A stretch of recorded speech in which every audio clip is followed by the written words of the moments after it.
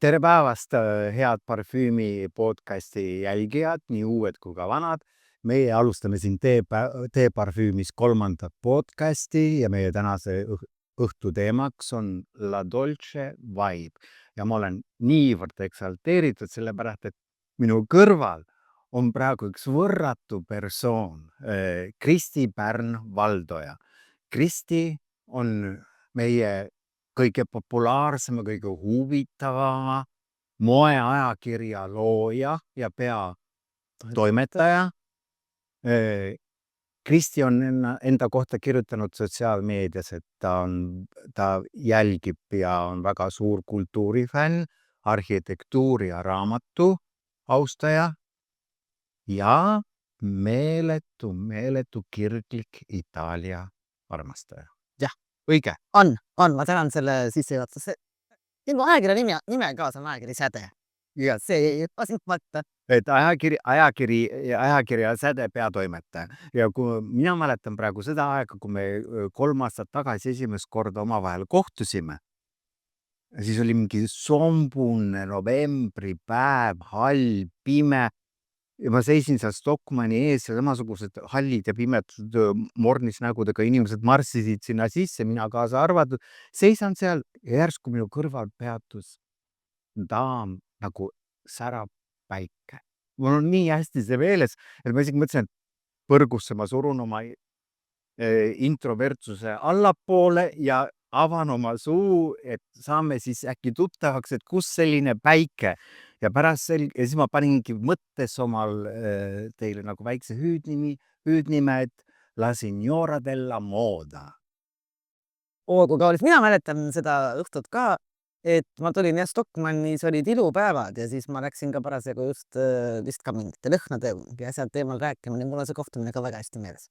Vot, aga pärast siis, kui me juba tuttavaks saime, nagu ma ennist ütlesin, et milline persoon sa oled, et tegelikult luua praegu Eestis moeajakirja, nagu see on Säde, ja mitte ainult teda luua, vaid et see Säde on tõesti, ta on üks huvitavamaid ajakirju ja tihtipeale ikka näed jälle number 1 ja näed kogu aeg sotsiaalmeedias, kuidas inimesed avavad, alati kui uus number tuleb, mina kaasa arvatud, olen ühe korra seda juhtunud, et kui meist oli ajakirjas Säde oli artikkel ja see ajakiri tuli välja, ma olin just teel Milanosse, nüüd ma haarasin ruttu selle ajakirja Tallinna lennujaamast ja jõudsin sinna Essensi parfüümimessile ja siis viimasel päeval lõpuks ometigi mul oli aega, ma istusin seal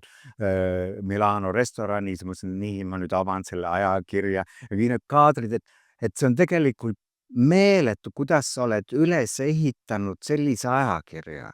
Kus sa võtsid sellise julguse ja mis on selle salatus, et ta nii number 1 on? Issand, ma kõigepealt jällegi tänan komplimendi ja nii heade sõnade eest, et Säde tõesti saab nüüd juba 9-aastaseks.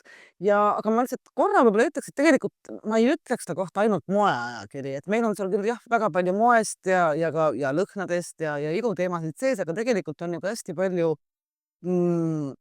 intervjuusid filminäitlejatega, mitte ainult siis ka Eestist, vaid üle maailma, et ta on natukene võib-olla ikkagi laiem kui nüüd ainult moeajakiri.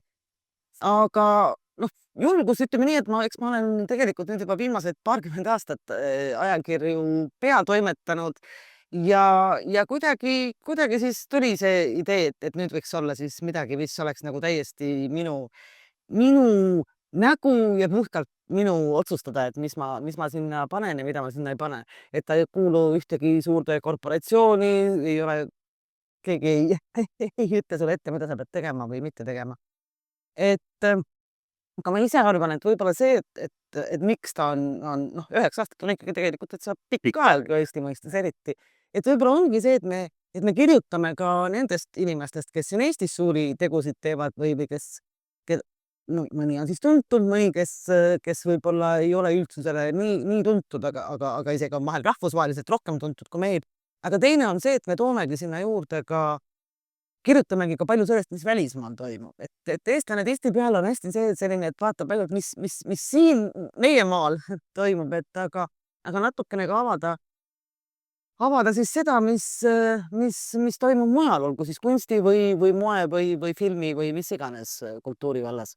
Absoluutselt. Ja vot nüüd sellest ongi, et kuna ma olen õppinud sind natukene tundma nende aastate jooksul, et siis sellest esimesest hüüdnimest La Signora della Moda on saanud natukene teistsugune hüüdnimi, on Signora della Säde.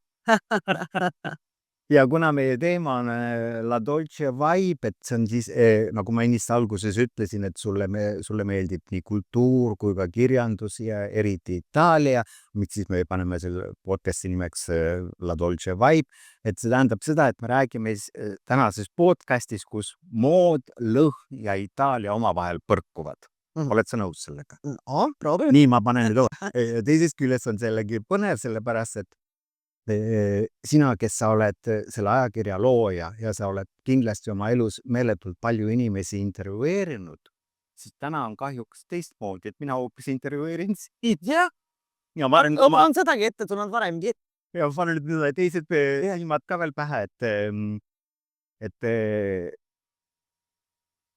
sa tihti reisid Itaaliasse ja sa tead, kui tähtis on tegelikult itaallastel aperitiivaeg. Jah. Ja kui sinu elu oleks aperitiiv, siis milline ja miks? Issand, see on küll väga filosoofiline küsimus. Kui minu elu oleks aperitiiv. Jah.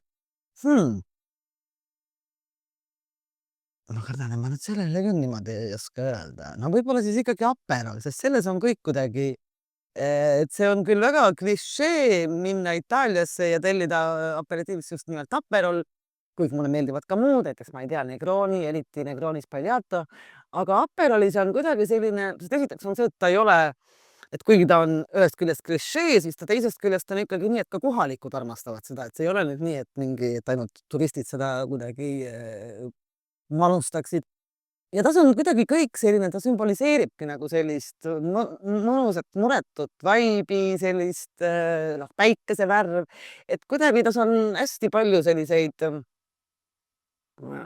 toredaid asju. Võib-olla siis ütleme siis Aper. Apero, väga hea. Kuskilt ma tasapisi kuskilt sisemuses ma kaldusin arvama.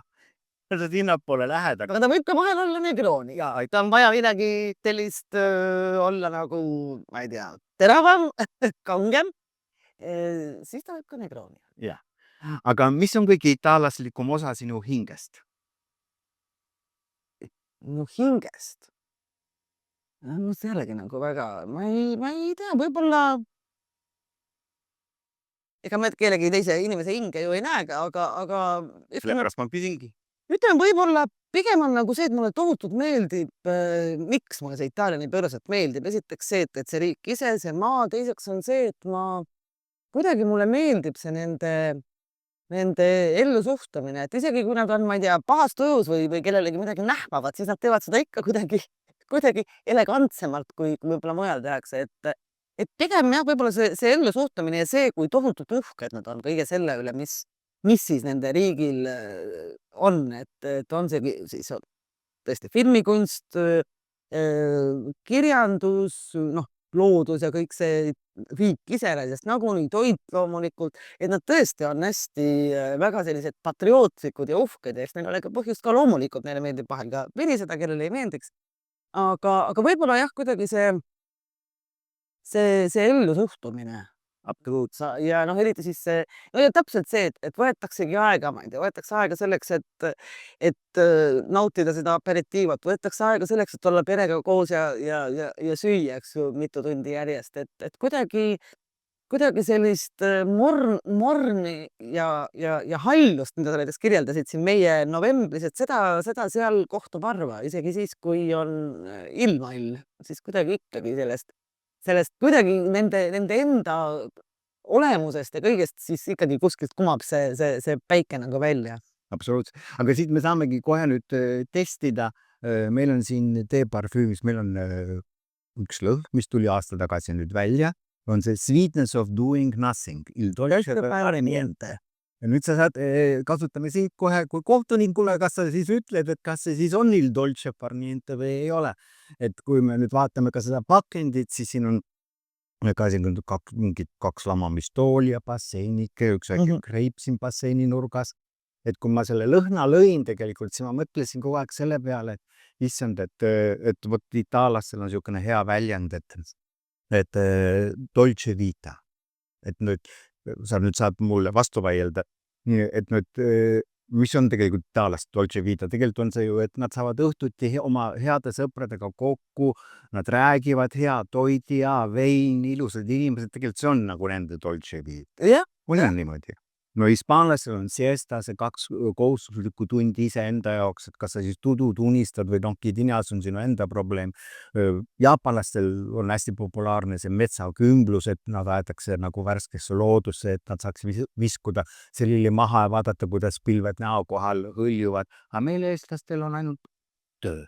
100 emaili päevas, sama palju sõnumeid, müttad nagu orav rattas. Et kui ma lõhna lõin, siis ma mõtlesin, et las see siis olla natukene meditatiivne lõhn, et kui inimene paneb endale peale, et ta pigistab silmad kinni ja võtab see 5 minutit ise endale, et kuhu see lõhn sind viib, et kas see viib sind äkki Lõuna-Itaalias või hoopis Lõuna-Prantsusmaale või hoopis kuhugi mujale. Kas proovime naha peale või paberi peale? Paberi peale võib-olla, jah. Aga ma ütlen veel vahele lihtsalt, et tegelikult Itaalias on ju ka siesta. Et eriti väikelinnades on tõesti nii, et seal ei toimugi keset lõunat mitte midagi, et kõik kas siis puhkavad kodus või söövad või et see on neile ka väga omane. Aga kuna meil on see sweetness of doing nothing, siis meil on aktsent sweetnessi peal. Selge. Nii.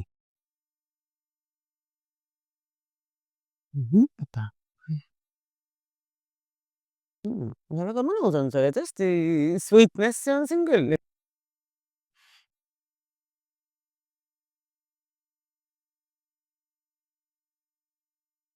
Sellega natukene mul ongi, et tulebki mingi selline pasticceria Itaalias meelde, kus sa istud, võtad väikese espresso ja siis mulle meeldivad just need pisikesed. See on ka üks asi, mis mulle hästi, just magusaga mul tuleb meelde, mis mulle Itaalias väga meeldib. Et seda on mitte ka ainult Itaalias, seda on ka tegelikult mujal. Et meil on ikkagi nii, et alati on mingi suur koogikerakas kohvikutes ja nii, aga seal sa saadki võtta need väikesed, võtad seal 1, 2, 3, saab proovida espresso kõrvale, miskipärast mul tuli selle lõhnaga kohe see meelde, et viimati ma just olin Saloo linnas ühes ajaloolises kohvikus, ostsin endale kaasa koju lihavõtte nende selle kolumba, siis meie mõistes keeksi ja vot jah, see mul sellega praegu meenub. No väga hea. Nii, aga nüüd vastavalt kohe sellele ma küsin, kas sa mäletad, missugune oli sinu lapsepõlvelõhn? Lapsepõlvelõhn? Ma elasin Nõmmel, üsna selle Nõmme tollal kutsuti seda Nõmme mets, tegelikult ikkagi tänapäeval võiks öelda pigem on ta nagu suur park, et võib-olla ja vanaemal oli väga kena lilleaed, et võib-olla ongi, kuigi mulle tegelikult tänapäeval ma ei kanna üldse parfüüme, milles on lillelõhnad, lillearoom, aga võib-olla mul natukene kuidagi nagu jah, mingi mets ja võib-olla mingid lilled ja tollal oli nõukogude aeg, väga raske oli saada, või siis tollal ei olnudki eriti parfüüme, aga mul on see ka meeles, et Nõmmel oli raamatupood, täiesti keset Nõmmet ja siis oli seal üks väike selline pudupood, kus siis ühel pool müüdi mänguasju ja teisel pool, oligi, ma ei tea, nõelunüüte, nööpe ja seal vahel olid siis ka Diori ja Lancôme'i need tillukese ekstraktid, mis maksid tollal 45 rubla. Ja ma mäletan, et mu ema siis ostis ja ma olin nagu täiesti, kuidas saab sellise raha panna? Ma ei saanud tollal üldse nagu aru, et mis asi see on. Miks nagu sellise summa peaks selleks, et nagu endale mingisugust lõhna peale panna. Et nüüd ma saan sellest muidugi väga hästi aru, aga muidugi see tuleb mul alati lõhnadega meelde. Väga hea. Aga ma küsin kohe vastavalt edasi, et aga mismoodi sa iseloomustaksid praegu sinu kui persooni jõulõhna? Persooni jõu? Mis asi on persooni jõu? No sina kui persoon ja võt see võimsus, mis sinu sees on, et missugust lõhna sa praegu kannaksid? Vastaks sellele võimsusele. Ma seda nüüd ei oska öelda, aga ma võin öelda seda, millised lõhnad mulle meeldivad või et mul on, ütleme, ainult nišiparfüümid ja enamasti ikkagi sellised tugevad, mu kõige suurem lemmik, mida ma ka praegu kannan ja mida, mis on, mul ongi tõesti 2 kõige suuremat lemmikut hetkel on Amouage. Üks on Guidance ja teine on Purpose. Ja esiteks ongi, et nad on tugevad, ei ole lilli sees ja väga suur on ka see, et nii nagu praegu on riiete puhul ju väga populaarne see, et sa tea, kes tegi sinu riided, eks ju, et ka meil Eestis on selline kampaania, et mina tegin umbes sinu, ma ei tea, pluusi või põsa, et samamoodi mulle tegelikult tohutult meeldib, kui ma tean inimest, kes on parfüümi teinud ja Amouage'i lõhnade autor on Quentin Bish, kellega mul on olnud au ka mitu korda kohtuda, kes on tohutult soe ja äärmiselt meeldiv inimene. Ja teine samamoodi on Matière Premiere'i eriti need ekstraktid, mis tulid hiljaaegu välja, mis on sellised tugevad ja mõnusad ja see Aurélien Guichard on samamoodi, mul on olnud õnne rõõm käia isegi tema kodus, kus ta on mitmendat põlve parfümeer, ta isa on teinud mitu tänaseks päris kuulsat parfüümi ja ta ise selle Matière Premiere'i jaoks kasvatabki tuberoosi ja roose, et kuidagi ka see, et sa täiesti näed, et siit tuleb see lill ja see on parfüümis, et see kuidagi ka hästi. Aga jah, selle jutu pealt tagasi tuleb, mulle ikkagi meeldivad tugevad lõhnad, kus on ikka puitu ja ma ei tea, sahvranit, natukene võib-olla vanilli võib isegi olla. Super. No ma mäletan seda, et kui me tol korral sinuga kohtusime 3 aastat tagasi, siis sa nuusutasid ühte minu parfüümi ja sa ütlesid, et vot seda parfüümi ma nüüd tahaks. Mina muidugi ütlesin, saad ka, aga nüüd me ei ole me oleme küll vahepeal mitu korda kohtunud, aga ei ole teda mul kas kaasas olnud või nii edasi, ma saangi selle sulle üle anda. Kui sa pälestad, kui ajamas. Jaa, see oli see just kadakad. See on selline Fööriöö, kus on alguses, et noh, heal lapsel mitu nime, et me ütleme, et on pööriöö, aga et kui alguses seda nuusutad, siis sa tunned meie Saaremaa kadakat ja siis vana Eesti suitsusauna, siis tuleb sealiha grill ja siis tuleb chill ja siis sa lähed otsima Jaani Ussi või Jaani õit või Jaani ennast, on juba iga inimese enda otsustada. Aga selline ta oli, aga miks ma ütlen, et heal lapsel mitu nimet, teine nimi on tal Welcome to Estonia. Ahaa. Ja 3. nimi on tal siis ka olemas, et rock and roll ilma särgita. Et see on siis nüüd meie Eesti lõhn, pööri. Ka seda sa tol korral tahtsid, aga mul sa ei olnud anda, aga nüüd ma saan väga mõnus, jaa, mul tuleb see täitsa meelde. et ma saan selle nüüd üle anda sulle. Ma tänan, aitäh, see on tõesti väga mõnus. Ja on jah, ka kadakad ja sellist suitsust. Vana Eesti suitsusaun ikkagi, sealiha grill. Ma laulafänn küll üldse ei ole, No, aga see lõhn on jaa, väga mõnus. nii et selle ma panen kohe siia ääre peale, et see pärast Ma panen musta iionasta. Nii, aga ma saan sind jälle edasi, mulle meeldib haasida inimeste kallal. Võtame nüüd teise teema käsile, stiil kui keel. Nii. Et kas mood võib rääkida valjemini kui sõnad? Mis sa arvad? No eks ta vast ikka võib. Et ma arvan, et tegelikult kõik see, mis me endale selga paneme, see ju väga-väga palju räägib inimese kohta tihtipeale, jah, isegi rohkem kui see, mis ta ise räägib. Et ongi, et kes on ekstravagantne, siis ta ilmselgelt ju ei karda silma jääda, eks ole ju. Teised, kes kannavad võib-olla, ma ei tea, aastakümneid ainult ühesugust rõivastust, et ju sellel on ka mingi põhjus. Et jah, ma arvan küll, et räägivad. Aga kuidas sa iseloomustaksid sinu enda meelest, sinu enda stiili, kuidas sa ütleks selle kohta itaalia keeles? Sinu enda stiili kohta? Ma ütleksin väga eklektiline, et mul on tõesti nii, et kindlasti peab ta värviline olema. Mul on küll mõned asjad, mis on natuke tagasihoidlikus kammas, aga jah, eklektiline oleks vast kõige õigem väljend. Et mul ei ole nii, et ainult mingi üks stiil, et jah, mulle meeldivad nagu, ma ütlesin, värvid, siid, materjal kindlasti. Et ma, materjal on hästi oluline, et see peab olema kindlasti, kas ongi siid või puupilv, mingit sünteetilist asja ma ei No sa juba elimineerisid mu järgmise küsimuse ära, et milline kangas tundub sulle nagu tõde, et kas on siis siis. Aga kui sa riietud, kas sa riietud oma tuju või oma loo järgi? Ikka tuju, ikka tuju, ikka, jah. Ja noh, vahelärv, aga ütleme siis vastavalt vajadusele, kuigi seda juhtub harva, ma olen läinud ka näiteks matkale maani seelikus, nii et pole mingit probleemi. aga ikka tujule, jah.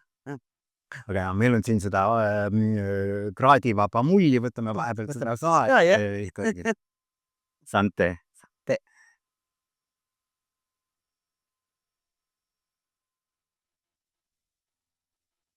Räägime nüüd ikkagi, noh, kuna me oleme ikkagi parfüümis, me peame ikkagi kuidagi kõik need küsimused ikkagi kuidagi seostama, et lõhnast kui avaldus näiteks, et kas sa usud signatuurlõhnadesse või emotsionaalsesse lõhnagarderoobi?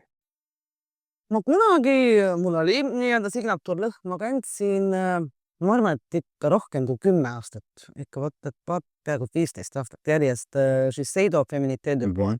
Ja siis nüüd on Social Time'i nime all teda müüakse. Ja see oli mul tõesti nii, et ma tean, et paljud mu tuttavad ütlesid, et neile nii tohutult see lõhn meeldib ja nad tahaks seda endale osta, aga nad ei osta sellepärast, et see ongi, et see nii, et see seostubki minuga, et nad nagu võtaksid minult peregi ära, ma ütlesin kõigile, et jumala eest, minul ei ole mingit probleemi, laske käia. Aga see oli ka siis tollal, kui see Feminité de Bois välja tuli, siis ei olnud seda sellist niši parfüümindust, nagu meil praegu on. Et nüüd on lihtsalt nii tohutult palju tuleb häid lõhnu ja parfüüme ju välja, et ma sellepärast olen hakanud ka neid nüüd ikkagi vahetama, aga fakt on see, et eks ma kuskilt niimoodi natukene ikkagi nad kõik meenutavad mulle pisut seda Feminité de Bois. Et kõik need on midagi, noh, ongi, et võib-olla rohkem on puitu, mida tänapäeval on julgemalt hakatud parfüümidesse panema. Jah, aga see lõhnagarderoob, no ma ütlen, ma ei võta seda parfüümindust nüüd nii tohutult tiibilt, et mul ongi nii, et ütleme jah, et mul on 5-7 sellist lõhna, mis on mul igapäevases kasutuses. Ja ma täitsa panengi neid nii, et täna panen selle, kui ma üldse ei viitsi mõelda, siis ma võtangi selle ühe nendest amaažidest, aga jah, ma nagu liiga palju ei mõtle nüüd hommikul selles mõttes, et kas ma nüüd selle riietusega, kas ma nüüd panen nüüd selle parfüümi või ma panen teise, no seda nii ma ei mõtle mitte kunagi, No tegelikult öeldakse, et kui käsi läheb instinktiivselt juba mingi pudeli järgi, siis on ka juba õige. Et noh, et see on väga hea. Aga natukene fantaseerime, lähme natukene reaalsest maailmast välja, et kujutame ette, et kui sa peaksid olema parfüümipudel, siis missugune kuju, värv ja silt sul peaks olema sellel parfüümipudel? kui mina oleks parfüüm. Ma ütlesin sulle, mulle meeldib aasin. No ta võiks kuldne ikkagi olla. Nii. Jaa. Mingi vahva korgiga ja mingi erilise disainiga. Ja hea klaas kindlasti. Ma ei tea, kas just Baccarat, aga no midagi sellist. Äge. Aga mis on sinu meelest kõige seksikam noot parfüümides? Ma arvan, see on nii erinev, mis kellegi jaoks, et minu jaoks, ütleme, ikkagi puidunoodid. Puidunoodid. Jah. Ma tegin sulle ühe sketši ja ma saan aru, et ma olen selles sketšis täiesti vastu puud, aga no selleni me jõuame veel täna. Ja ambra ka. Ambra, okei. Ja, see mulle meeldib ka. Kui sa saaksid panna Itaalia pudelisse, missugune oleks see Itaalia parfüümilõhn? Päeval või öösel? Jaa, Sa tunned Itaaliat väga. Seda küsimust olen ma küsinud ka ise Itaalia mõne parfüümiloojate käest, kui on tegemist mingi Itaalia kaubamärgi parfüümiga. See on väga erinev, et päevane,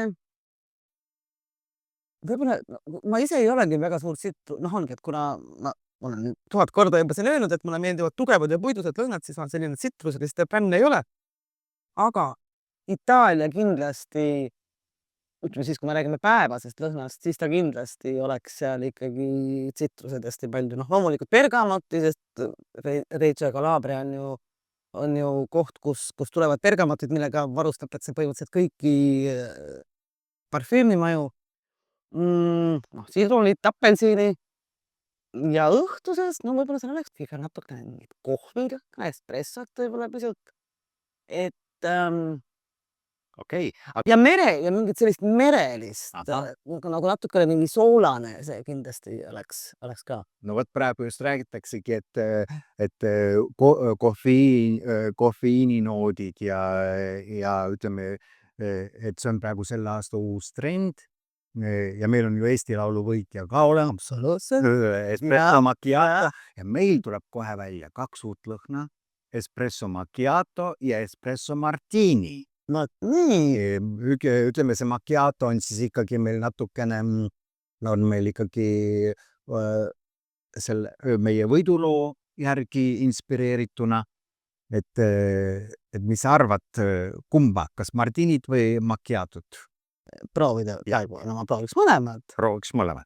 Nii, see on siis espresso macchiato ja siin on seda espressot ja natukene seda Tommy Cashiliku tätoveeringu tindi lõhna ja macchiato. Väga põnus.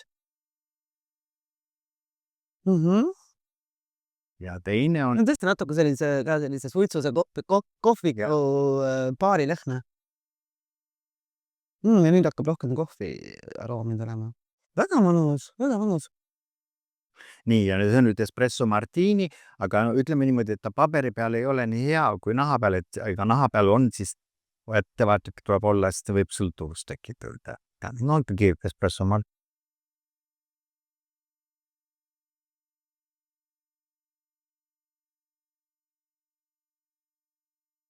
Jaa, siin tuleb ka kohe kohvi lõhna välja. Mõlemad on väga head. Võib-olla see espresso macchiato on nõks intrigeerivam, aga see ikkagi see on ka väga hea. Super, väga hea. Väga mõnusad. Lühike minimäng, see või too. Nii. Oud või patchouli?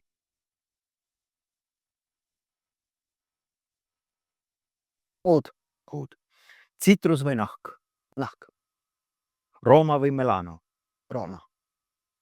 Punane või espresso? Punane või espresso? Oleneb, mida me siin praegu mõtleme. No, me ei hakka seda täpsustama. Espresso. Espresso, super, väga hea. Nii, mida sa kannaksid ja mis lõhna oma viimasel täiuslikul Veneetsia ööl? Issand.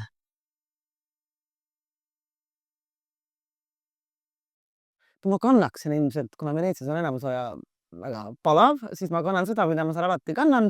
Käin iga aasta seal Veneetsia filmifestivalil mõnda Tanel Vöönde kohtanitest. Väga super, väga hea. Ja. Millise ilu või lõhna reegli peaks iga noor naine unustama? Just, et üldse igasugused reeglid unustama. Bingo! Mis on sinu oflaktiivne fantaasia? Midagi, mida sa sooviksid, et keegi kunagi julgeks pudelisse panna? Ma ei oskagi niimoodi öelda. Võib-olla siis keegi võikski panna niimoodi, et kui oleks mingi selline mere- ja rannalõht pudelis nii, et ta ei oleks liiga värske. Sest tavaliselt on kõik ju merelised parfüümid enamasti värsked, et kui keegi suudaks selle, et selline nagu, ma ei tea, soolakaramell, merirand, kõik selle kokku panna, siis see on. Aitäh, ma võtan Ferenci vastu. Nii, lõpeta lause. Ma tunnen end kõige enam iseendana, kui... Ma olen Itaalias. Nii, kallid sõbrad, meie tänaseks vestluskaaslaseks oli võrratu Kristi Pärn-Valdoja ja me tegime sulle ka nüüd oma väikse parfüümi sketši, aga see on lihtsalt sketš ja nüüd ma olen sellest tänasest jutamisest aru saanud, et see ei vastanud küll sellele, aga ikkagi. Aga mine tea. Mine tea, et see on, ütleme, see sketšis on selline La Signora Säde. No kõlab nii hästi, ma tänan. Grazie mille. Prego.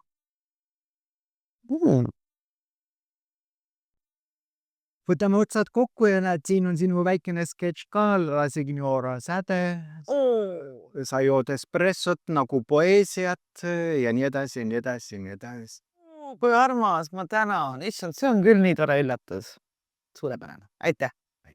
Aitäh. Ja aitäh, kallid kuulajad, vaatajad ja nüüd siis lugege kalendripäevi järgmise podcastini. Aitäh!